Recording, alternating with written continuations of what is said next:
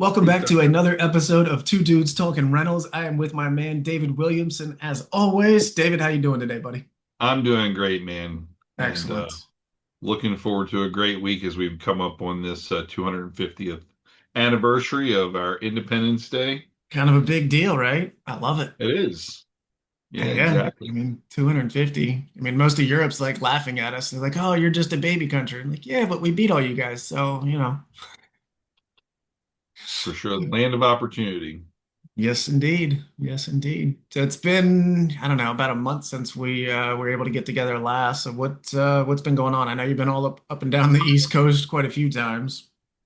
Boy, yeah. Well, just even in this past week has been kind of crazy. I think let's see, this past Wednesday, I actually did a round trip to Lynchburg for the day. So that's about a 2 hour, 40-minute drive for me.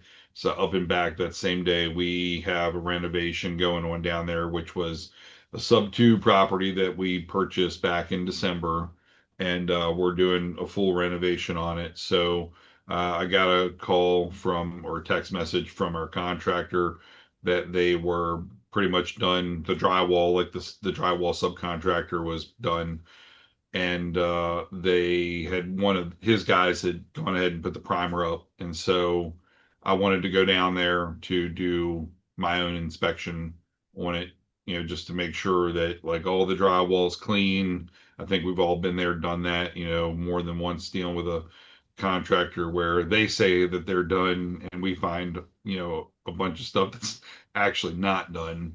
Yeah. So I will say that by the time I had gotten down there, my contractor, the primary contractor, who's kind of like the GC for the project, he had already walked through himself with a pencil and marked up a lot of stuff. And he was extremely thorough. He was probably even more thorough than I would have been. And he, Nice. he found a lot of spots, like where there was like little dimples and stuff where it just hadn't been, sanded clean and stuff. So yeah, so that was Wednesday, and then got back here, Wednesday night. Turned around Thursday early and actually headed over to Ocean City, Maryland. So that's about a 4.5 hour drive for me. So we've got short-term rentals over there, and one of our short-term rentals, we have one of those cocktail arcade game systems for our guests, like one of the multicades. And when we were over there back in the beginning of June, just prepping everything, just getting ready for the season, I went to go turn the arcade on. It had been turned off since, September, October, whatever. And Right. it, no screen. I'm like, what's going on? So we had it custom built from a guy that I had met in Orlando a few years ago that built a couple of arcades for us for our two properties down there. So I was messaging back and forth with him, sending him some video and photos, and it was determined that the screen itself had gone bad, and so we had ordered a new screen. He told us what screen to order. So we had ordered a new screen. I had one of my guys here at our tech company take it apart, get it all prepped up or whatever. And I went down there to swap it out because my son and his friends were actually staying there this past week. So it was a good time for me to get in there while I didn't have a real guest in there, Right. you know. And so I took the top, a whole thing apart and going to put the new screen in. And so I take the old screen off and I go to put the new screen on, and it doesn't fit on the brackets.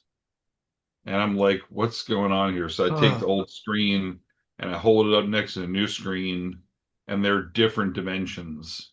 oh, And I was like, you have got to be kidding me, oh, right? after all of that. Oh, yeah. And it was probably So like a quarter inch off at most, too. Oh, yeah. So what like the screen that they had in there before was one of the old 4:3 ratios, so it was more like a square screen. And the one that he had told me to order was more of a 16:9 ratio, so it was a little bit narrower but a little bit longer, right? Right. And so I, I took a couple of pictures and I sent them to him, and I was like, "Bro, wrong screen." And so Oh, the short version is uh I made it work. So we got the arcade machine back up and running. It looks a little quirky if you know what it should look like, but if you don't Right, have anything to compare it to, it looks fine and it's completely playable, right? right. So So in the any of your meantime, incoming guests, they're not going to have a yeah, clue one way exactly, or the exactly. other. And that was my whole thing. I was like, you know what? I drove 4.5 hours to get this thing fixed. Like, we're gonna make this sucker work, even Right? if it's just a band-aid fix, right? Yeah. So I did that, and then after I was done getting that put back together, and meanwhile, the guy who we got the arcade from, he was like, "So sorry, man. I can't believe I got that wrong." And he figured out what monitor it was, and so he ordered one and is shipping it to us. So when I go down there to stay, in August for myself for a week, I'll probably take it with me and then just swap it out while I'm down there. But in the meantime, it's good.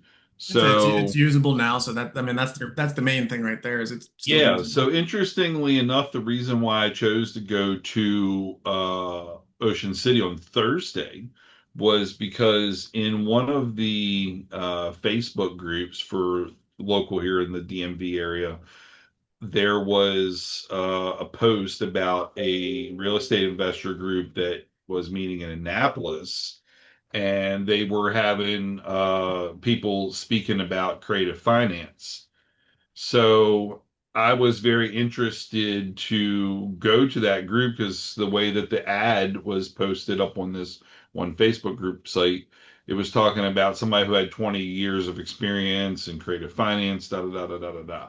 So I was like, hey, you know what? I got to go to Ocean City this week anyway to Yeah, fix it this sounds arcade. appetizing. So why not just do it the same day? So since I'm gonna go right by Annapolis anyway, so on my Right. way back, I planned it. So I grabbed some lunch at Bull on the beach down there, then headed on back and hit up Annapolis. Got there. Their meeting started like 6. I got there at like 6:35.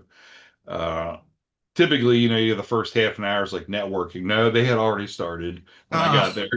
So, but it was okay. It was good. So, gosh, yeah, I was there till like 10, and then of wow. course I had a 2-hour drive afterwards. But really, I was so glad that I made the decision to go to that meeting because I made a couple of really good contacts, a couple of private money lenders, a couple of hard money lenders, a couple of one guy who he does a lot of sub two. He's done like 20 sub two deals, and Ah, I'm relatively new into doing subject two specifically, only haven't had one under my belt. So he and I actually we talked for probably like an hour, after the meeting, talking about ways of how possibly collaborate on some stuff. So it was a very productive use of my time. Obviously, never had been to that meeting before. I right. will go again to that meeting. I felt like I made some really good contacts that I would like to continue to foster some relationships with. A really good real estate attorney, very outside the box, investor minded real estate attorney, and I think that we all know how valuable having somebody like that That in your is toolbox huge. is. Yes, Huge. exactly. So I was very impressed with him. His name was Jeff, and I've got notes, copious notes that I took when I was there. So yeah, so that was Thursday. I got back home a little after midnight, and then got back up Friday morning, and we left to go to North Carolina for a wedding. And my wife drove, thankfully, since I had just driven for the past 2 days. Yeah, so you've been putting the miles in there for sure, bud. Yeah. Yep. So then we came back through Saturday. On the way back through, we came through Lynchburg. I met with our tile subcontractor at that same sub to renovation in Lynchburg. So we talked about a plan for the tile work, putting a new custom shower in and stuff like that. Had him give me a measurement on all the square footage so we know how much tile we need to get ordered, and then got him kind of on deck to start in a couple of weeks on the tile work down there. So yeah, so that was so that was the last half of my week. Goodness. Well, definitely keep me posted on when that next Annapolis meeting is. Yeah. Because Annapolis is only like an hour for me. So, Hmm. uh, but yeah, so I mean, if you pulled that much value out of one meeting, there's got to be more there. So, Yeah. Definitely. It was a smaller group. I would say it was like maybe Hey, like you've 20 been to my people. masterminds. But yeah, I mean, hey, I recorded the meeting. I have a digital recorder. I recorded the meeting. I'm still old school. I'm not using Plod yet. I did buy my Plod about a week and a half ago, but I haven't configured it. Everybody keeps saying, "Oh, you got to get this, get it." So I'm going to get it and try it out. But I got my old school digital recorder and I recorded the meeting. And I will tell you, it was a very interactive meeting, much like the ones that you and I engage in, at your meeting in Germantown. So a lot of open dialogue, a lot of Q&A, and those are the kind of meetings that I love, honestly, because those are the They're, ones you that know, people take away value. You had some relatively new investors in the group that were asking some really great questions, getting some great feedback from some experienced investors in the room, and awesome. that stuff is priceless. Oh, hands down. And teaching stuff to new investors, it it's teaching me at the same time. More so, it's reteaching me. Or, Yeah, hey, I learned it this way once, but now I've had this many years of experience with it. Now I'm going to teach it differently this way to not make those same mistakes.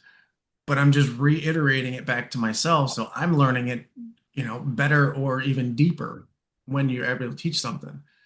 And that, I mean, that's one of the biggest things with a lot of these meetups is most of them, they're going to have a speaker, they're going to try to sell you something, and all of those things. The one thing, it sounds like the meeting you went to, plus my mastermind, no agenda, just show up and offer help and try to learn something. And yeah, that's basically our mastermind and has been for, a year now. If there's a topic that is really strong on everyone's mind, then that's what we're going to go down. We'll go down those rabbit holes.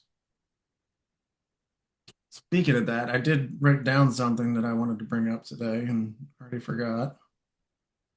Um, oh, here we go. C-class tenants in a struggling economy, recession, whatever you want to call the type of economy we're in right now. If you listen to 100 people, you'll get 100 different opinions on it. But when when money gets tight, as a C-class landlord, my tenants are getting pinched. yeah, So they're struggling to, I've got one guy who's on his second and a half year, something, maybe third year, something like that. And he was extremely delayed. And I think he's still a little behind. He's never been late on any payment ever. Hey, I wow, had some I had some troubles here. I had to miss work because I had this over here and that and that. I'm like, man. So I mean, it's part of the cycle, the real estate cycle. It's roughly every 10 years, give or take. But as a overall C-class landlord, because my tenants are getting pinched a little bit, I'm feeling that same pinch. And it's like, what do we do? Like, they're good tenants. They're just, hard times, hard economy, think this, that, and the other. Obviously, I don't know them personally. I don't know where they spend their money or any of that stuff. But I mean, are you seeing something like that as well? that's a good question, and I will say that I'm seeing a little bit of it. So I've had, let's see, I think there's three tenants that I'm dealing with right now that we are struggling to get them caught up, right? One of them is a little bit less easy to work with than the other two are. The one I did have to actually file, an unlawful detainer on and get a court date in order to motivate them to get paid. And that was back in like April. That was the one you got the But continuance on that we talked about last month, yes, and right? I did two continuances. I did one in May and then I did one in June. Okay. And so she did get caught up. She has stayed caught up. Um, the other two, they have been more communicative with me in regards to kind of like what their situation is. And, I've talked with my wife about this type of situation over the years. And one of the things, that I've said to her is because she does the books, right? A late paying tenant is better than a no paying tenant, right? It's a 5% And bonus. you're collecting late fees also, which I mean, I hate to do, but it is a business, right? Right. And so, one of the best things that we did was several years ago, gosh, I think it was maybe around 2020, 2019, something like that. We implemented rental property management software. We use rentecdirect.com as the site that we use for our rental management software. And I know that there are several out there like Buildium and some other ones. I But use Rentec, door loop. yeah, so Rentec is what we use. But one of the best things that we did was to make a move to move in that direction because it has made it a lot easier for us to manage our rentals, collect payments, but it's also made it very easy to collect late fees because it takes the emotion out of it. It's a business. Yep. It's set so that automatically those late fees kick in after the 10th of the month if the rent is not paid. Right. And obviously, we as the landlord or property manager always have the discretion to commute late fees as a courtesy credit, for people. And I have done that periodically in the past. But when you get to a point where you have someone who just doesn't manage their money well and habitually they're late paying the rent, uh, eventually you stop commuting the late fees, because it's one thing if it's a once in a blue moon type situation, or even the random NSF that happens because some weird thing happened with their bank account or whatever. But Right. historically, they're a good one-time payer on a regular basis. But yeah, definitely we have seen, I would say, a modest uptick on our delinquencies. I wouldn't say really on our non-pays. Right. Uh, Fortunately, and I knock on wood when I say that because a year ago this time, I had kicked out one person in April of last year, and then in July of last year, I was kicking out another person. So it happens, right? I feel blessed that in the last year I haven't had to now deal with it. But it's part of the game, sadly. And no It's matter how good they unfortunate, but look on yeah, it paper, is part of the game. no matter how much, no matter how good they look on paper and on their application, everybody is good until the day they go bad. Yeah, everybody's perfect until they're not. Yeah. No, I totally get that, and like I see it all the time. I think we've talked about one of my Cleveland tenants. Looked great on paper, had the first month in security lined up, and month two came around and just wasn't paying. They're finally caught up now, and I got a text the other day after they made their final catch-up payment. I really appreciate your patience. Thank you. I won't let you down. That's all I can ask. Right? You know, communicate. And Yeah. I tell this to every single one of my tenants when I'm interviewing, showing the place. I'm like, I am an open book. If you communicate with me, I will communicate with you. If you work with me, I will work with you. Life happens. Right. Whether you're here, or way off the charts, life is going to happen. I understand that I'm still human. I use systems to kind of robotize myself and be able to clear my head a little bit. But and that's one thing that like, oh yeah, totally will, totally will. But it generally takes three or four times after that because I don't think people are used to it. I think most people are just, oh, I'm just gonna bury my head in the sand and then I'm just gonna go through this process and be done. No, I don't want to kick you out. I really don't. For Yeah. multiple reasons. One, I accepted you on for a reason. Two, we've got 2 to 10 months left in this thing to work through everything. And ultimately, I have to hire a lawyer to kick you out and then renovate. And then most of my stuff is older than 78. So I got to do a new lead test every time. I'm like, it benefits me to keep you and work with you than it does to kick you out. Because to kick you out, it all in's going to cost me 1,500 to 2,500 bucks. Right. Could be more, could be less, but on average, it's about there versus just give me that $900 a month. You can pay $200 a week. I don't care when you pay it. Yeah. Like I said, all my tenants, I'm like, you can make partial payments for whenever you want. Some of my tenants asked if they could start their payment on the 15th. Okay, Yeah. Yeah. no problem at all. Right. Just Yeah. stick to I have whatever the plan is. And if the plan needs to change, let's talk about it and then make the change. Not, hey, I can't handle this anymore. Now I need to change. Be preemptive, and it just solves a lot of problems. yeah. So I have one tenant, and they're a recent tenant. They moved in earlier this year, I think in like February. And he works for the fire department, and they're paid once a month, and they're paid on the 15th of the month each month. Right. And he was very upfront with me about it, and said, uh, the current landlord that we're renting from, this is kind of the structure of how we pay. You know, we would like to be able to Yeah. do the Are you same willing to do thing. the same, basically? Yeah, and so like they said they can pay by the 18th of the month every month, right? So that's fine. You communicate with me up front, let me know what your cycle is like, and I'm willing to work with you. And we have not had any problem with them at all. One of the tenants that we were talking about where I had to, do the couple of continuances here in court over the spring. So she had this habit of going in and making an ACH payment just to basically kick the can down the curb. And then like 3 or 4 days later, it would go NSF. Right. And this was a repetitive cycle that was happening.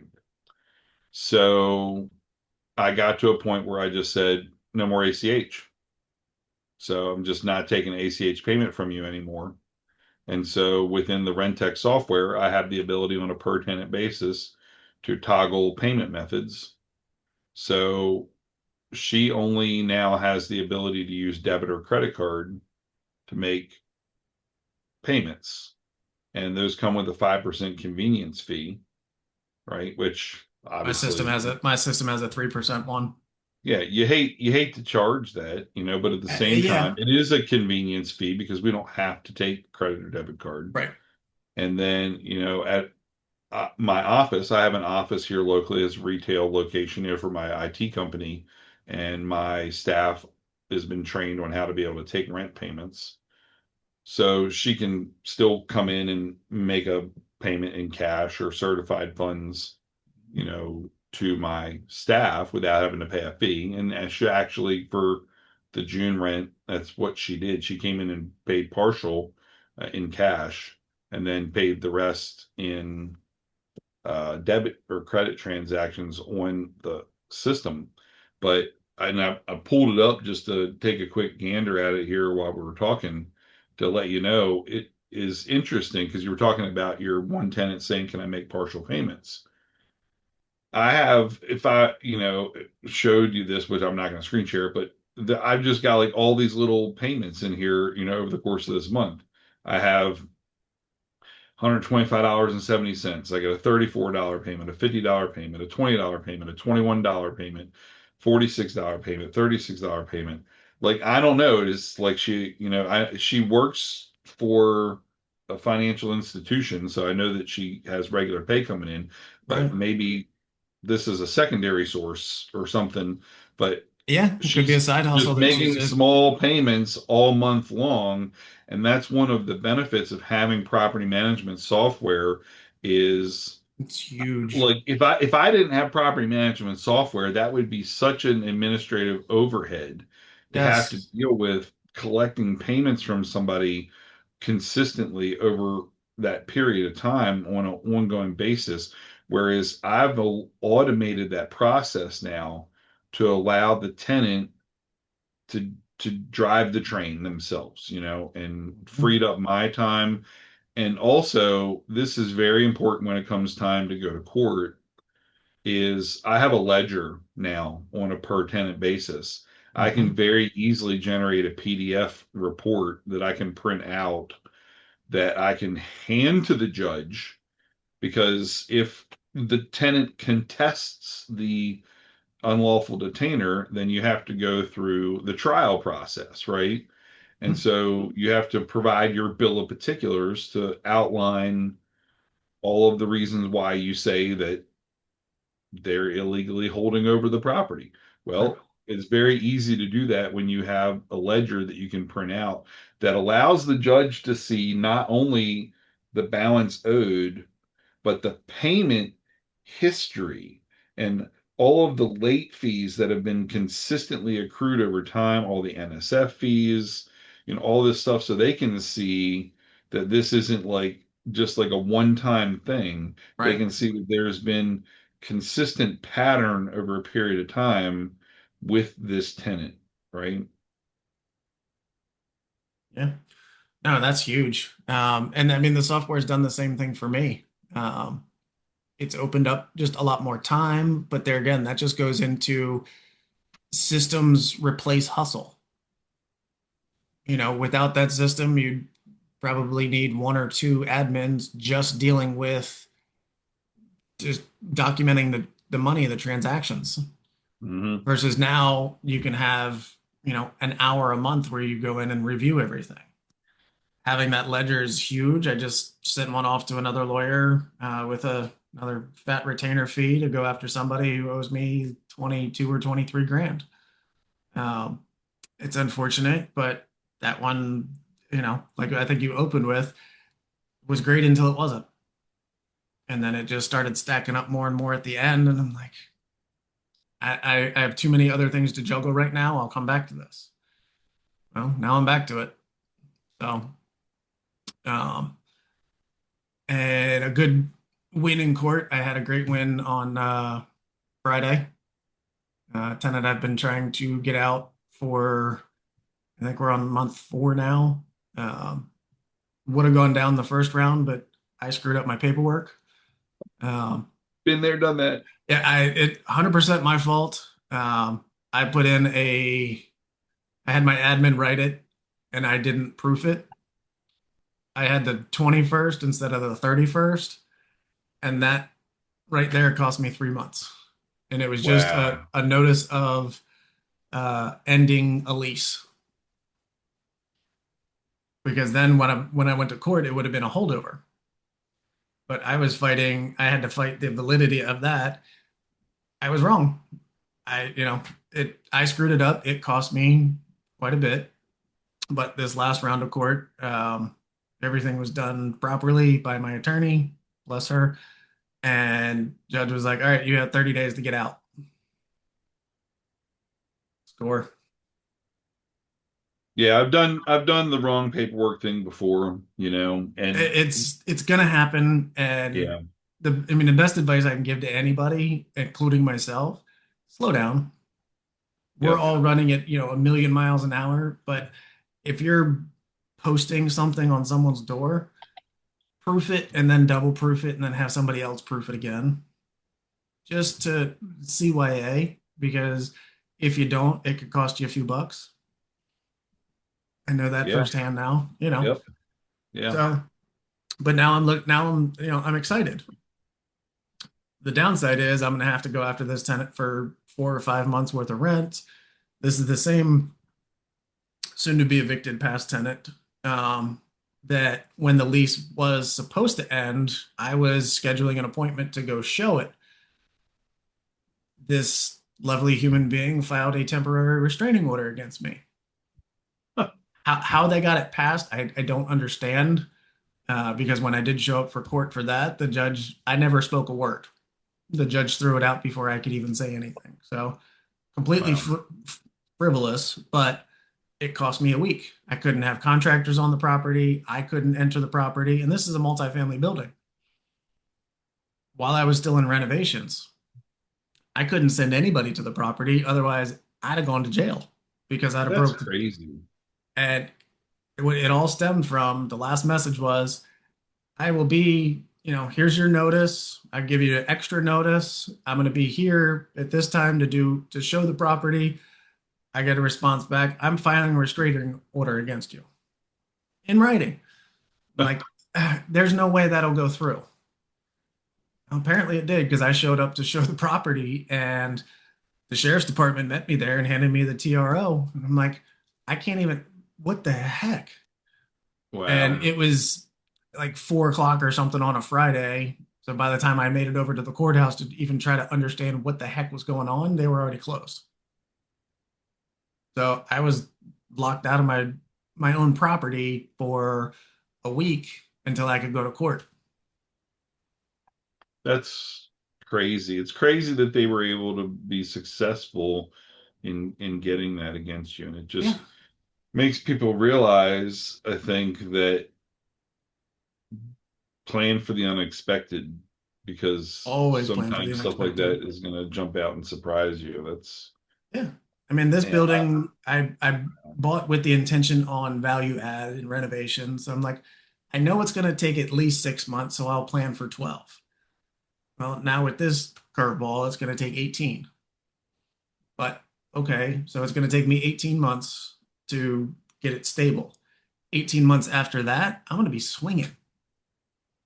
uh-huh. I'm gonna have all new good tenants, and the building's going to be renovated, so it's going to be even worth even more.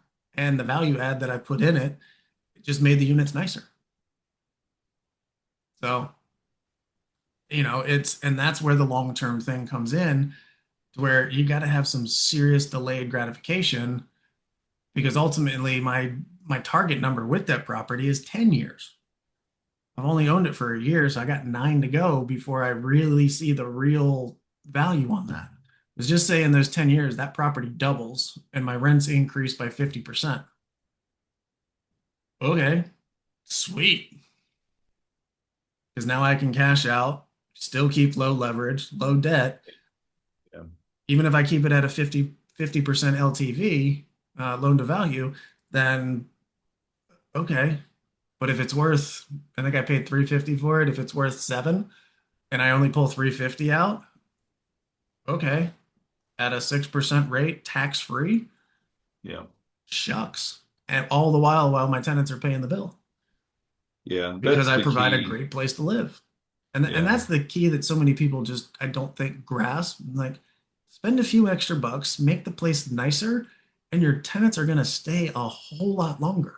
Yeah. It's interesting that you bring that up because we have a two-bedroom, two-bath property that we just listed about a week and a half ago on Zillow. And the last tenant that we had in there, which was one that we had to wind up evicting, was paying us about 1,300 a month on the property.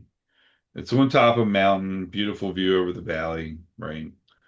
Um, so we had it off the market for a while. We did a full remodel on it. And I mean, it looks great now. Updated appliances, new countertops, granite counters, tile backsplash, under cabinet lighting. So just upticking everything. And I put it on the market at $2,000 a month. And I was inundated with so many requests that I had to go back to the drawing board and evaluate my rent. And I actually, after having it listed for almost a week and with all of the inquiries that I had on it, I made the decision to raise that market rent to 2,400. From 13 to 24. Yeah, man, in a Wow. year. Yeah. Right. Wow. Just because we did those upgrades to it and how well it shows now, we did professional photos. Now, in my case, my oldest son, he just converted careers, became a licensed real estate agent in Pennsylvania back in February. Just recently went full time as a realtor, got out of his previous career, but he's also got a real estate photography business that he's been getting off the ground for the past 2.5 years. And he has used our properties kind of like as a learning ground for him, Yeah. just practice ground to Mhm. kind of learn the proper techniques of taking the photos, how to properly edit the photos, doing the Matterport 3D walkthroughs, doing the Cubicasa floor plans, all that stuff, right?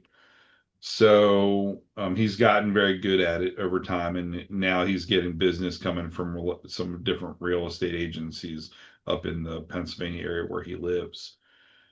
But whenever we're doing a rental flip at this point, I'm having him come in and actually do a full shoot on our property.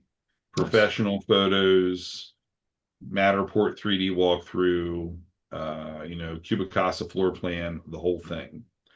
And I will tell you, the quality of the imagery that you use when you list a property is huge. It's significant because Mhm. you can take whatever photos you want off your iPhone.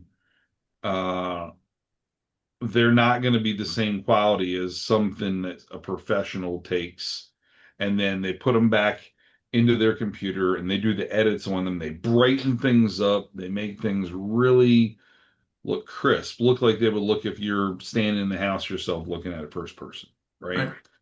And I firmly believe that I'm on the top end of my market in rents for two reasons. One, because we're remodeling our properties and we're doing high quality work.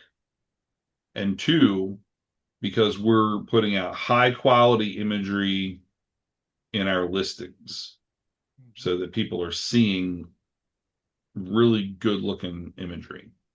Hmm. No, and that's a huge advantage. And I've obviously been in real estate for so long. I mean, I used to do all of our own photography. I mean, I had the big camera, the telephoto lens, the wide angle lens, the big Hmm. flash, and all of that.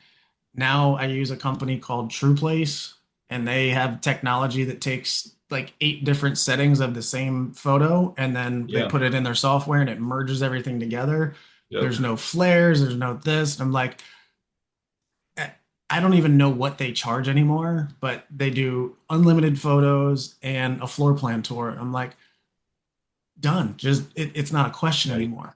For me to go out and figure out how to do all of that, it's not worth it. Now, I don't use them on a lot of my rentals for the sheer fact of that cost benefit is not there. I mean, most of my stuff is $1,000 a month or less. Right. I don't need the high quality, but I'm also not charging 24, $2,500 a month on something like that. Then yeah, I would go spend three, four, five, $600 on real good photos. Yeah. So, and The, that the, again, the, that goes back to the class that we were talking about. You yep. have to market to the people that you want. Yeah. And I'm probably, I mean, we have a couple of properties in our portfolio that probably would be considered A class, Mhm. but the majority of them are B and C class, right? And I would say probably it's 60-40, Right. 60% B, 40% C, out of that percentage. And as I've begun to make this change with how we're marketing the properties with doing the professional photos, the one thing that I will say, which is of value, and Rentec has this built in, I'm sure Door Loop has it as well, is the ability to build out a marketing page for your individual property, right? Hmm. And so that's been very great to have because now once I build that out once, the next time I go to list the property, like literally I'm doing it right now. I had somebody that has been renting one of my like upper B, lower A class properties for the past 2 years, like $3,000 a month property. And they gave me notice back in the beginning of this month that they would be moving out the end of the month because they're buying a house in Pennsylvania, moving closer to, the wife's parents in New York. So I already had all of my professional photos done from this house, a year and a half, 2 years ago before these Right. guys moved. So I already have a Zillow listing built out. I already have my Rentec, marketing page built out.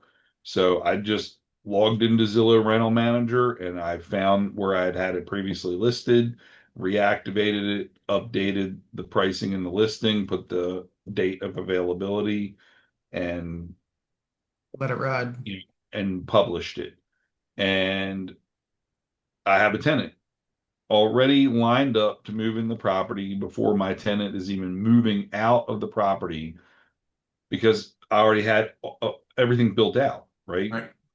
So the Yeah, key yeah, so you didn't there, have to wait for them to get out, do any patchwork, and yeah, then go in, take pictures. And I mean yep, that costs you it costs you a month.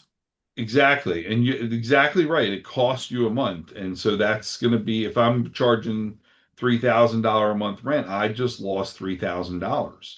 Yeah. Where here they moved out literally Friday, I got the text message that the cleaners were in there. They're paid up through the end of June. And, I went through the property one Sunday with a notepad and pen, made my punch list, photocopied my punch list, gave it to one of my guys uh, Monday, and told him, hey, I want you to come off this job after today and for the rest of the week basically go over here to this house. Here's the punch list, go ahead and finish this up because the new tenant is making plans to start moving their stuff in from bringing it up from Mississippi on the 6th of this month, right? So I'm literally going to have like a 1 week Yeah. window because One we're week, 10 prorating days. the rent for the move in on like the 7th or whatever. So I lost a week, right? Which is what, 750 Yeah. bucks basically. Oh shucks. Right. Yeah, exactly. I had one similar with one of my Hagerstown properties. Tenant was out, but still had a few things left over. I was like, I got to start showing this. I'm not charging you because you're a great tenant and you moved from one of my single family over to one of my buildings. They wanted to be on a different side of town. I rented that thing in a week Yeah. because very similar. I already had all the pictures from the last time I rented it, and it was still in really good shape, so I didn't have to, redo a bunch of stuff. Right. I got it rented in a week. It was great. It was the first person I showed it to. They're like, "We're on board." Okay, sweet. And I ended up making 3 trips. They had trust issues because they had been hit with fraud before. So instead of doing a digital signing, I had to go meet them in person. Hmm. Okay, whatever. And they handed me almost 4 grand in cash between first and security. Yeah, that's Like, great. I was like, this is great. Thank you. Here's a picture. All right. We can't photocopy money because that's actually illegal. Um, but here, I'll take a picture and here's your receipt. Here's my receipt. You're happy? I'm happy. Great. They sent me, we went through, did the whole walkthrough. And I was like, you have a week to find anything that we didn't document. They sent me pictures of a couple of things we didn't. And they asked me to come change the door locks because they were a little jacked up on one door. So I bought a new set of locks and rekeyed everything to one key. I made their life easier and my life easier. I don't think they're going to go anywhere for a couple of years. Yeah, and those Sweet. are the kind of tenants that Those are you the want tenants to that we have. want. Yeah. Yeah. Give me a solid 4 to 5 year tenant, Yeah. each tenant. So for the life of just say it's 30-year term, what am I dealing with? 5, 6 tenants over 30 years? Heck Yeah. yeah. Yeah. I love it when I have an opportunity to have a tenant like that. Honestly, we have one property that we bought back in, gosh, 2019. Yeah, we bought it in 2019. And we were doing remodel to it when COVID hit. And the family that we did wind up renting it to, is an older couple, and he basically was like, I got 10 years left at the place that I'm working before I'm eligible for retirement. And so we're wanting something that we can get into and be here for the next 10 years. Right. Beautiful. So this brings up the question of what do you do with the rents in scenarios like that, right? Because the argument can be made right now with what's happened with the rental market post COVID. I'm under market on that property, right? I could be getting probably $600 a month more on that property than I'm getting on it. But they have been there for 6 years Six at this six years point. now. Yeah. Yeah. The rent increases 3% per year. It's in the lease. So there is a cost of living increase that's in there. Mhm. I have, I could count on one hand in the last 6 years how many maintenance issues that we have been called on to assist with. They have a very homeowner mentality. They've done landscaping to the house, lots of different things. Tenants And landscaping is just, I love it, but it's comical. yes, but the point that I'm making is that, that property is very good cash flow for me at the rent that I'm getting from it, Mhm. right? And while I could be getting a stronger cash flow by pushing it up to the market rent, I may at the same time push the tenant out, right? And then have to get another tenant. And while we could make the argument that it would probably not be difficult for me to find another tenant, this is where you bring the ethical question in to like, what's the right thing to do in that situation, right? Is it all about make the most money you can possibly make on the property? Or is it about continuing that relationship with that same level of commitment that you both entered into the relationship with? They wanted to be there for 10 years, right? I Mhm. have no reason to push them out deliberately, right? Right. And the property makes me money. The property cash flow is strong. They're a great tenant. They never bother me. They pay their rent on time and they're paying down my mortgage, you know? Yeah. No, So and you while you you could, can't. I will take a below market solid long-term tenant, and I have a handful of them. My longest tenant's been with me now for 18 years. My average tenant's, I think, 4 or 5, and I've got plenty that are 8 to 10. As long as I'm, as you said, cash flowing, making some money, having them pay down everything, but they have that homeowner mentality, I'm not going to worry about it. And when I, check somebody in, I'm like, I'm going to be your best landlord you've ever had, as long as there's no issues. If you have an issue, call me, I'll get it fixed. If you have a finance problem, call me, let's work through it. If you hide from me, I'm going to be your worst enemy. If you pay on time and there's nothing broken or any of that stuff, you're rarely going to hear from me. And like, I look at it as, and I tell them this, I'm like, look, I look at this as this is your home because it is. They may not own it, but it's their home. right. I want you to feel like you're home. You don't want a Yeah, landlord bugging you every week or every quarter. Hey, I got to come do an inspection. All my local stuff, I drive by every once in a while. If I yeah, see some weeds growing up, hey, everything looks good, but the weeds are getting a little out of control. I'll right. drive past, a week or two later and it's done. What else do you want? Yeah. You know, Well, my yard's needed to be weeded for 2 years now. So, and I own it. So it's one of those like, right. you know, Yeah. Well, I'll get to it when I can.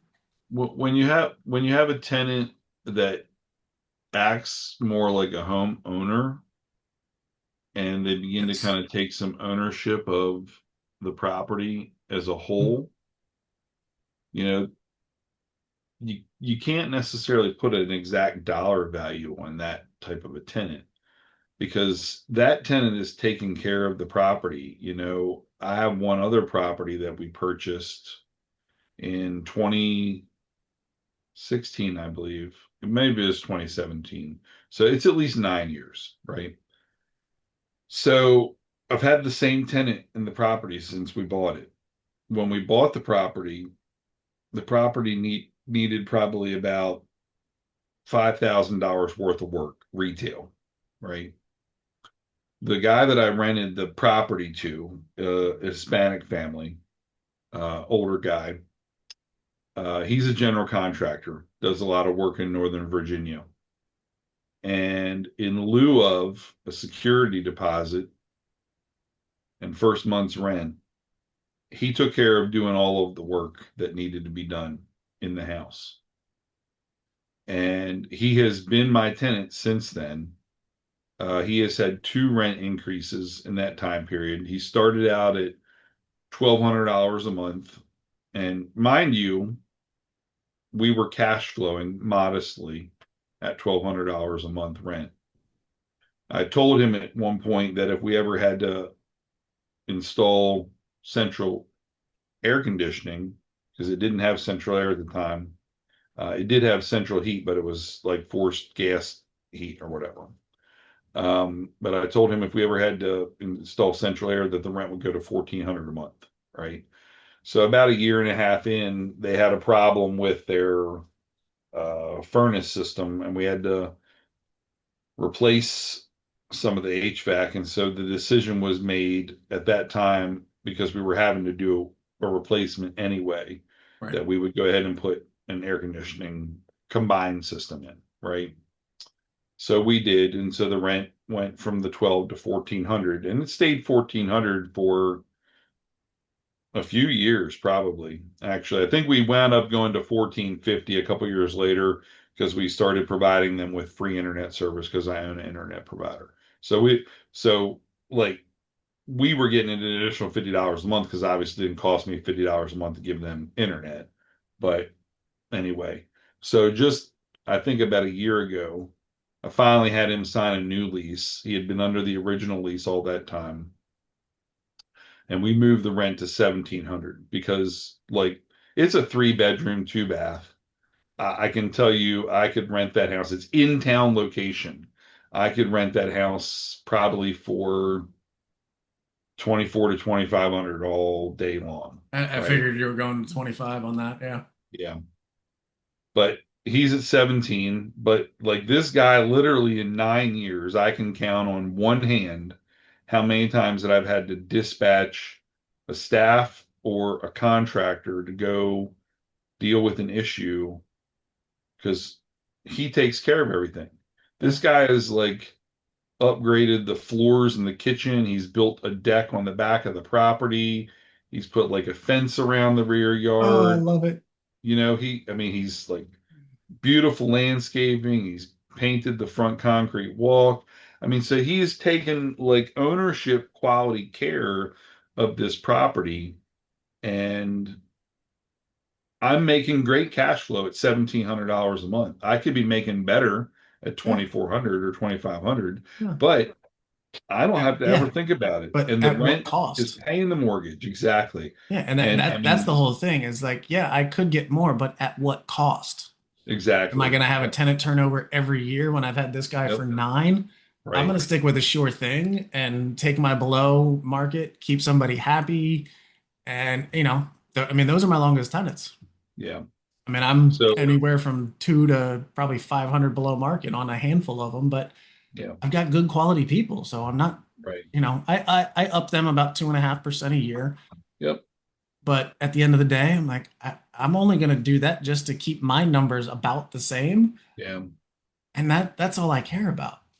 Well, the last story that I'll say as we're wrapping up, because then we've got a few minutes left. Yep. Um, One other property that I have, also below market rent, charging I think about 1,650 to 1,700 Mhm. for that house now. It's a 3-2. We remodeled it. We bought it back in 2017. Uh, yeah, she's the original tenant. We haven't had anybody else in there also. So she's also a private money lender of mine. As a tenant, I love it. Yeah, because she inherited some money. She sold the house that she was in. It was too big. Her husband had passed away a number of years ago. Her kids are now all grown. She only had one child that was still at home at the time back then. Right. And so that house also, I could probably be getting 22 to $2,400 a month for. But she's one of my private moneylender partners, right? So we have a relationship, and she has taken wonderful care of the home. She's very low maintenance for me, and she treats the home like she's a homeowner, right? You can't ask for more than that. So there's benefits that go both ways in that scenario. That Mhm. property cash flows. Yes, it could cash flow better, but would I be short-sighted? Yeah, I mean, because Mhm. she's also a money partner with me. She could buy a house, Oh, but but it sounds like very easily could, just doesn't want yes, to. she likes the idea of having a fixed payment, knowing that if there's a hot water heater that goes out, like somebody else is taking care of it, all this Yeah. different stuff, right? Because like her husband, he took care of handling a lot of that stuff, before he passed away, probably like 10, 12 years ago at this point. And so moving from home ownership into being a tenant, for her, it's been a good fit because now she doesn't have to worry about if XYZ happens, what do I do? Right. Right? It's literally like if XYZ happens, she texts me and says XYZ happened, and then we send somebody and we take care of it. And that's gold to her. That's like basically having a general contractor, Oh, for right? That sure. just takes care of everything for you, Yeah. and there's a lot of people that are out there that are like that they could be homeowners, but for various reasons, it makes more sense for them to rent. And in Mhm. many cases, older single female, Yeah. it does. It makes sense for them to do that because they don't have the guy around the house to take care It's of doing funny you stuff. say that because those are two of my longest term tenants, older Yep. single females. Um, and the crazy part, they never call me for anything. Okay. Like Yeah. if there's an issue, then yeah, they'll call. But I think I've replaced two refrigerators in those two units in Mhm. however, that's it. And I renovated them all prior to them moving in, but I mean, one's 18 years old. The stove died, the dishwasher died, and she's like, I don't use either one. I don't care. Don't replace them.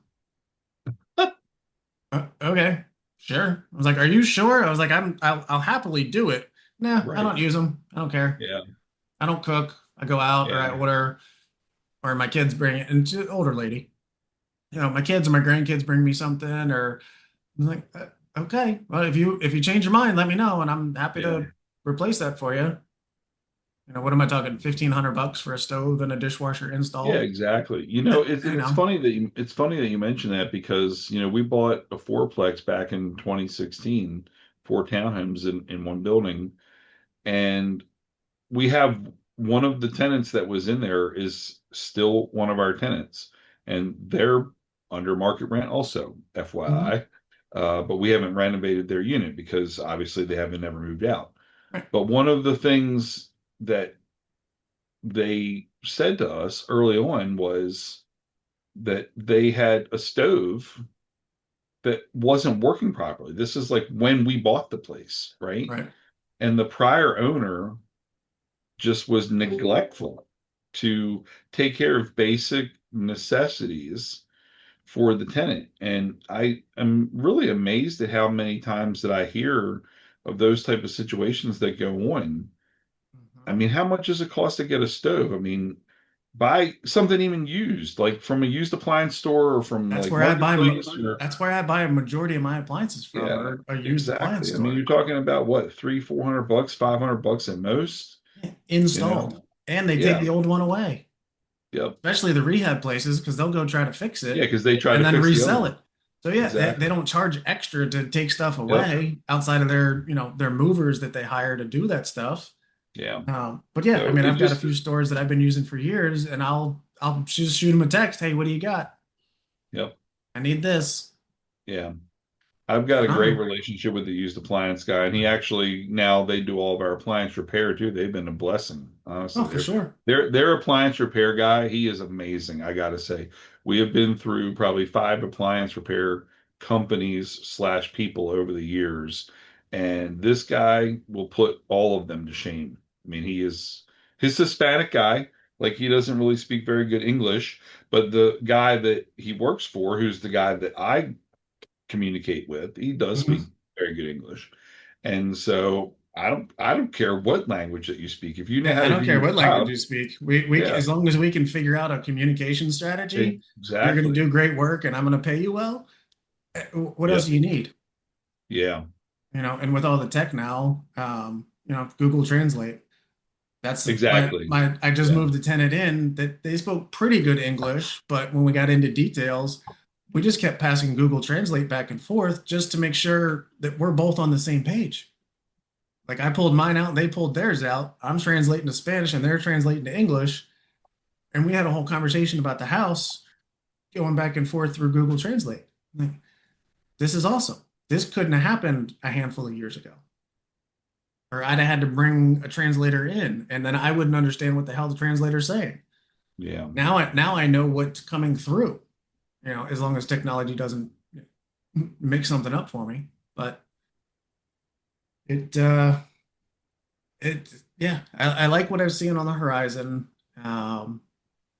I the give and takes and the pulls and the pushes with everything going on in the business is it's interesting.